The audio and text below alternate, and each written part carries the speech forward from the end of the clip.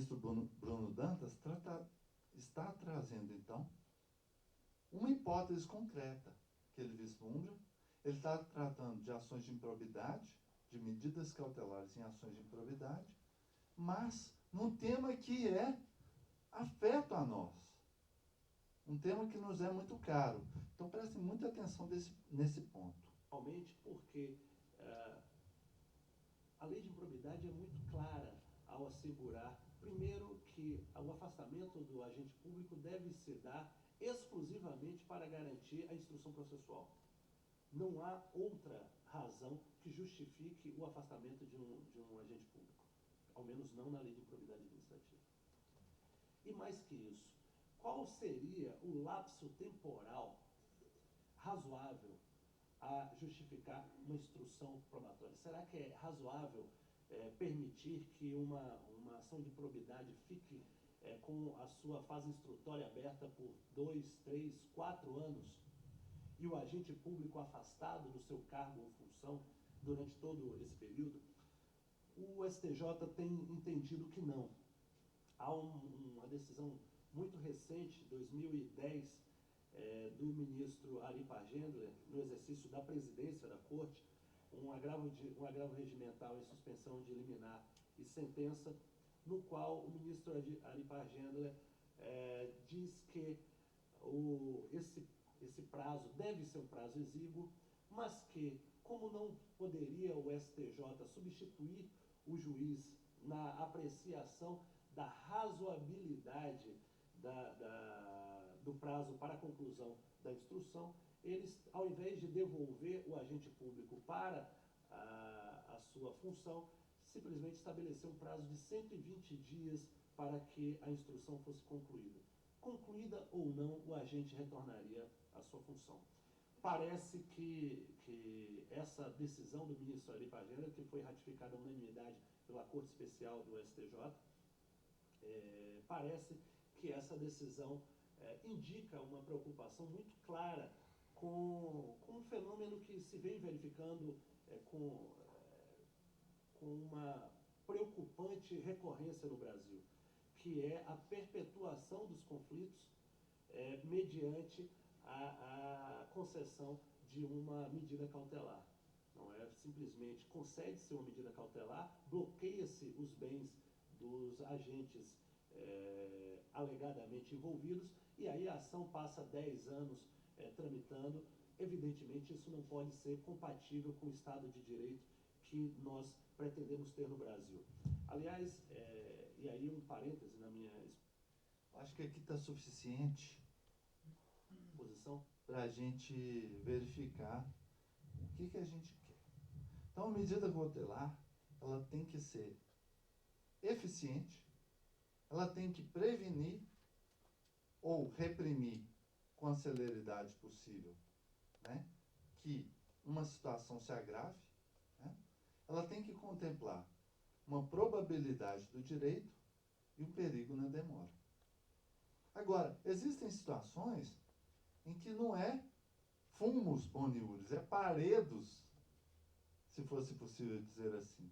Porque a situação é tão concreta e tão grave que existe uma verossimilhança. Então aí a gente sai de uma tutela de urgência apenas para uma tutela de evidência, que permite, né, antecipar o mérito da decisão, né?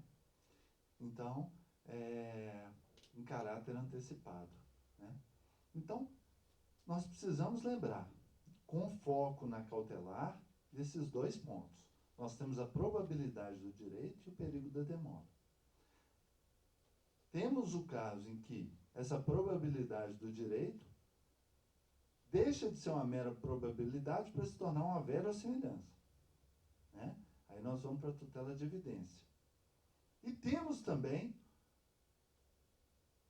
nos casos de perigo da demora, temos o perigo da demora inverso. Esse é um pulo do gato. Porque muitos de vocês entendem muito desse tema e podem disseminar esse conhecimento, né? Porque muitos colegas sentem dificuldade. O que é o perigo in mora? O que é o perigo in mora inverso? Vamos pegar, então, um caso aqui, simples, para a gente manejar esse estudo, né? Então, vamos pegar aqui um caso, né? Nosso país é um país em que o esporte talvez mais difundido seja o futebol. Vamos pegar um caso de futebol. Vamos pegar, então, o caso em que um jogador de futebol tá com a inscrição dele irregular. Ou, pelo menos, sob possível irregularidade. Um questionamento para aquele jogador disputar uma certa partida. Então, está pendente a apreciação da regularidade no órgão competente para avaliar. Aquele jogador, o time que precisa daquele jogador vai arguir um perigo em mora, porque o jogo está se aproximando. Né? Então, o jogo está se aproximando, tem um período de demora. Se há uma probabilidade do direito, aquele time pode tentar recorrer a uma liminar. Agora, existe também o perigo em mora inverso. O que seria isso? O time contra quem esse jogador vai julgar. Porque às vezes aquele jogador é bom de bola demais, né? E a presença daquele jogador pode justamente atingir o outro time no seu patrimônio jurídico. Do mesmo modo, nós temos casos aqui apreciados pelo nosso egrégio Tribunal de Contas. Vamos pegar uma situação em que um prefeito quer realizar uma licitação. Então, está sendo seguido um procedimento que vai culminar numa contratação de um particular para desempenhar um serviço público. Em sentido contrário, um vereador traz aqui uma representação, dizendo, olha, esse particular, né, não pode, no entender daquele vereador, assumir aquele recurso público devido a uma irregularidade. Então, isso tem que ser sopesado. Né? São os casos das escolhas trágicas, né, em que nós vamos lembrar uma outra possibilidade, um paciente, né, tem o direito à saúde. O juiz defere a liminar para que ele ocupe um leito de CTI. Ao que o diretor daquele hospital procura o juiz. Excelência, perfeitamente. Vou liberar o leito de CTI para aquele paciente que tem direito à saúde. Só me diga, excelência, qual paciente eu tenho que tirar do CTI? Porque todos os leitos estão ocupados. Então, a cada medida liminar concedida, tem que ser feito um juízo de antecipação, porque escolhas trágicas podem estar sendo tomadas. Ao se evitar que alguém consiga uma licitação, a vitória numa licitação, pode-se estar premiando um indivíduo que não vai prestar tão bem o serviço público. Então, esse é o cotejamento que tem que ser observado. Né? E aí tem pano para manga suficiente para muitos estudos.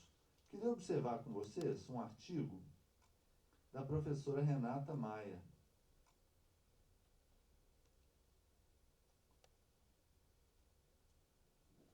Desculpa, esse não é o da Renata Maia.